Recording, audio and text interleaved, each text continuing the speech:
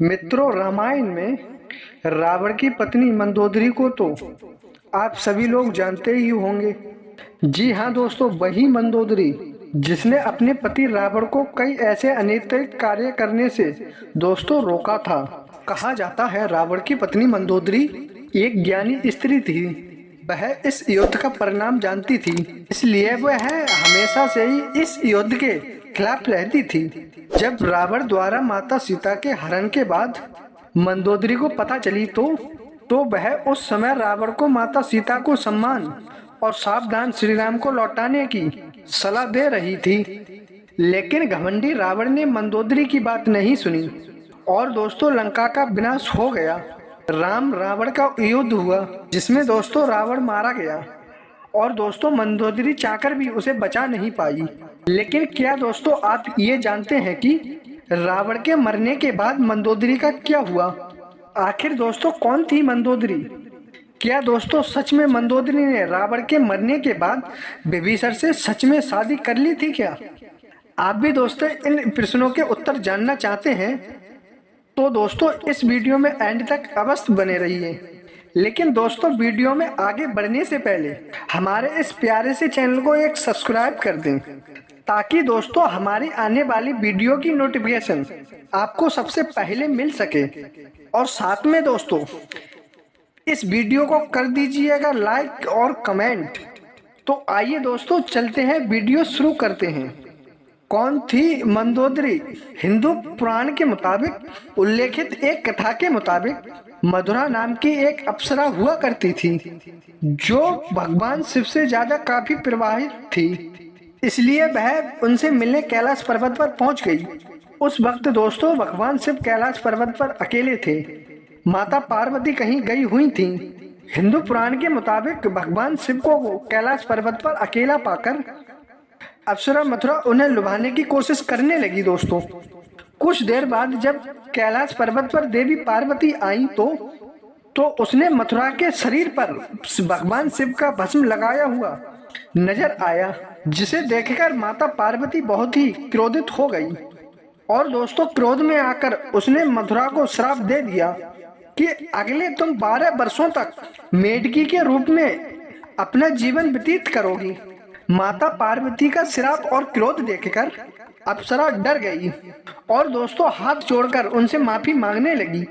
जिसके बाद माता पार्वती ने उनसे कहा कि कुछ समय आने पर तुम श्राप से मुक्त हो जाओगी। और जैसा कि माता पार्वती ने श्राप दिया था, अप्सरा तुरंत ही मेढकी बन गई, जिसके बाद वह धरती लोक पर विचरण करने लगी। मेढकी रूपी मथुरा किसी तरह अपने दिन गुजार रही थी, लेकिन तभी एक दिन उसे अचानक एक सर्प उस मेढकी मथुरा को उसको खाने के लिए उसके पीछे पड़ गया। मेढकी मथुरा अपने जान बचाने के लिए भागने लगी और वह भागते भागते सप्त ऋषियों के आश्रम में पहुंच गई, जहां उन्होंने खीर बनाने के लिए खीर का बहुत बड़ा बर्तन लकड़ी के चूल्हे पर चढ़ाया हुआ था। जब सांप ने मेढकी मथुरा को दौड़ाया तो वह उछलकर उस खीर के बर्तन पर बैठ गई। तो जब सर्प उसके पास में आया, एक छोर से दूसरी तरफ उछल गई और सांप भी उस मेढकी को पकड़ने के लिए उस बर्तन पर चढ़ गया और दूसरी छोर पर जाने की कोशिश करने लगा। लेकिन दुर्भाग्य से वह फिसलकर खीर के बर्तन में गिर गया और खीर गर्म होने के कारण वह गिरते ही मर गया। किंतु उस मेढकी बनी मथुरा को यह चिंता सताने लगी कि जब ऋषिगण यहाँ आएंगे और वे खीर खाएंगे तो वह जहरीले सांप की वजह से उनकी मृत्यु हो जाएगी। और मथुरा हरगिज ये नहीं चाहती थी कि उनकी वजह से सप्त ऋषियों की जान जाए, तो वह वहीं बैठकर ऋषियों का इंतजार करने लगी। जैसे ही ऋषि वहां आए तो वह उनके ही सामने खीर के बर्तन में तुरंत कूद गई। ऋषियों ने मेंढक को खीर में कूदते हुए देख लिया, इसलिए उन्होंने सोचा कि ये खीर अब खाने की योग्य नहीं है और उन्होंने खीर को वहीं फैला दिया। खीर फैलाने पर उन्होंने देखा कि उस बर्तन में मेढकी के अलावा एक सर्प भी मरा हुआ है। यह देखकर सब ऋषि तुरंत समझ गए कि इस मेढकी ने हम ऋषियों की जान बचाने के लिए अपने प्राणों का वरदान दे दिया है। मेढकी के इस नेक तली को देखकर सप्त ऋषियों ने अपनी शक्ति से उस मेढकी को जीवित कर दिया और उस कन्या का स्वरूप उसे दे दिया। जिस तरह मथुरा से मेढकी में एक सुंदर कन्या बन गई, किंतु लोग समाज के डर से उन ऋषियों ने उस कन्या को अपने साथ नहीं रखा। उन्होंने महर्षि कश्यप के पुत्र मायासुर को बुलाकर उस कन्या को उन्हें सौंप दिया। मायासुर और उनकी पत्नी हेमा ने उनको पुत्री के रूप में गोद ले लिया। उन्होंने ही मथुरा का नाम बदलकर मंदोदरी रख दिया। अगर हम मंदोदरी के पिता मायासुर की करें तो उन्हें राक्षसों का विश्वकर्मा कहा जाता था। उसे ब्रह्मा जी से एक विशेष वरदान प्राप्त था, जिस तरह से सुंदर भवन और महल का उपयोग कर सकता था। मायासुर ने ब्रह्मा के प्राप्त वरदान से ही अपनी पत्नी हेमा के लिए मंडूर जैसे खूबसूरत घर का निर्माण किया था, जो कि वर्तमान में जोधपुर का मंडोर दूर है। मंदोदरी और रावण का विवाह दोस्तों कैसे हुआ? कथा के अनुसार रावण मायासुर से मिलने के लिए मंडोर पहुंचा था। उसी समय दोस्तों उसकी नजर मंदोदरी पर पड़ी थी। रावण मंदोदरी को देखते ही उसकी सुंदरता को देखकर मोहित हो गया, इसलिए उसने असुर राज मायासुर के सामने मंदोदरी के साथ विवाह का प्रस्ताव किया। जब दोस्तों कहा जाता है कि जब रावण और मंदोदरी की कुंडली का मिलान हुआ, तब दोस्तों स्थितियां ठीक नहीं थीं, लेकिन रावण के प्रताप को देखकर मायासुर ने उनसे डर से मना नहीं किया। वहीं दोस्तों दूसरी तरफ मंदोदरी भी रावण से विवाह नहीं करना चाहती थी, लेकिन दोस्तों अपने पिता की बात को टाल ना सकी, जिस वजह से मंदोदरी ने विवाह के लिए रावण से हाँ कर दी। कहा जाता है राजस्थान के जोधपुर मंडोर में रावण का और मंदोदरी का विवाह हुआ था। राजस्थान के जोधपुर के मंडोर रेलवे स्टेशन के पास एक जगह है जिसके बारे में एक मान्यता है कि यहीं पर रावण ने मंदोदरी के साथ 7 फेरे लिए थे। कुछ मान्यताओं के मुताबिक भगवान शिव के वरदान के कारण मंदोदरी का विवाह रावण से हुआ था। मंदोदरी ने भगवान शिव से ईश्वरनाथ मंदिर में भगवान शिव की आराधना की थी। यह मंदिर मेरठ के सरहद इलाके में है। कहा जाता है कि मंदोदरी ने भगवान शंकर से यह वरदान मांगा था कि उसका पति इस धरती पर सबसे ज्यादा विद्वान और शक्तिशाली हो। उस समय दोस्तों एक रावण ही ऐसा ही पुरुष था जो धरती का सबसे विद्वान और शक्तिशाली था। कहते हैं रावण मंदोदरी की सुंदरता पर इस तरह मोहित हुआ था कि उसकी कई रानियां होते हुए भी उसने यह वचन दिया कि मंदोदरी उसकी रानी लंका की महारानी होगी। कथा में मंदोदरी को एक पतिव्रता नारी के रूप में वर्णित किया गया है। वह मंदोदरी ही थी अपने पति के खेल के लिए शतरंज का खेल आविष्कार किया। रावण से विवाह के बाद मंदोदरी को रावण से मेघनाथ और अक्षय नामक 2 पुत्र हुए थे। चंद स्थितियों के मुताबिक श्री राम के द्वारा रावण के वध के पीछे मंदोदरी का भी हाथ था।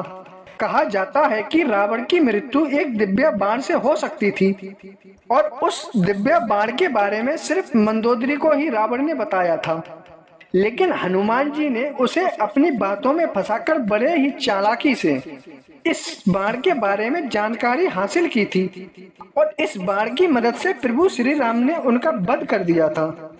कहते हैं मंदोदरी अपने पति के बुरे कार्य से बहुत अच्छी तरह परिचित थी। वह हमेशा रावण को यही सलाह देती थी कि बुराई के मार्ग को त्याग कर सत्य के चरण में आ जाएं। लेकिन रावण ने अपनी ताकत पर घमंड करते हुए मंदोदरी की बात को कभी भी उल्लंघनता से नहीं लिया और दोस्तों उसका परिणाम तो आप सभी जानते ही हैं, क्योंकि मंदोदरी ने भीष्म से विवाह जब रावण ने सीता का हरण किया था उस वक्त मंदोदरी ने इसका विरोध किया। उसने माता सीता को पुनः राम को सौंपने के लिए कहा, लेकिन रावण ने मंदोदरी की बात को अनसुना कर दिया। प्रचलित कथाओं के मुताबिक राम रावण के युद्ध में विभीषण और मंदोदरी सहित कुछ गिने चुने लोगों को छोड़कर रावण के पूरे कुल का नाश हो गया था। रावण की मृत्यु की खबर जब मंदोदरी को मिली तो वह विलाप करते हुए युद्ध भूमि में पहुंच गई तो रावण के शव को देखकर और तेज से आवाजें निकालने लगी। कहते हैं वहां युद्ध भूमि में मंदोदरी की नजर भगवान श्री राम से भी टकराई। मंदोदरी को इस तरह करता देख श्री राम भी अति दुख हुआ था। लंका के सुकृत भविष्य के लिए भगवान श्री राम ने विभीषण को लंका का राजपाट सौंप दिया और उन्होंने विभीषण के सामने मंदोदरी से विवाह करने का प्रस्ताव भी रखा था, लेकिन उस समय मंदोदरी ने इसका कोई उत्तर नहीं दिया। इसके बाद प्रभु श्री राम अपनी पत्नी सीता और भाई लक्ष्मण के साथ वापस अयोध्या लौट गए। वहीं दूसरी तरफ मंदोदरी ने रावण को वियोग में लंका के कमरे में उस सबको कैद कर दिया। बहुत दिनों तक इस कमरे में कैद रहने के बाद वह बाहर निकली और उसने फिर विभीषण से विवाह कर लिया। लेकिन दोस्तों, कुछ विद्वान इसे सीधे तौर पर नकारते हैं। उनका मानना है कि यह सिर्फ गलतियां हैं, इनको सच्चाई से कोई भी लेना देना नहीं है। दरअसल इन विद्वानों के मुताबिक मंदोदरी एक पतिव्रता नारी है। वह अपने पति के स्वरूप में बहुत ही समर्पित थी। इतनी महान ज्ञानी और पतिव्रता नारी इतना बड़ा इतनी जल्दी निर्णय नहीं ले सकती थी। ऐसे में रावण की मृत्यु के बाद मंदोदरी का विभीषण से विवाह करना एक ईमानदारी के अलावा और कुछ नहीं है। वैसे दोस्तों, आपको क्या लगता है कि मंदोदरी ने विभीषण से दूसरा विवाह किया था? तो दोस्तों कमेंट में जरूर बताइए हमें। इस वीडियो में दोस्तों इतना ही ठीक है। और दोस्तों, उम्मीद करता हूँ आपको ये वीडियो पसंद आई होगी। और दोस्तों, आई हो तो इस वीडियो को कर दीजिए लाइक और शेयर। और इसी तरीका की धार्मिक वीडियो, रामायण की वीडियो देखने के लिए कर दीजिए हमारे इस चैनल को सब्सक्राइब दोस्तों। और साथ में कर दीजिए बेल आइकन अलाउ, ताकि नोटिफिकेशन में आपके पास वीडियो सबसे पहले आ सके।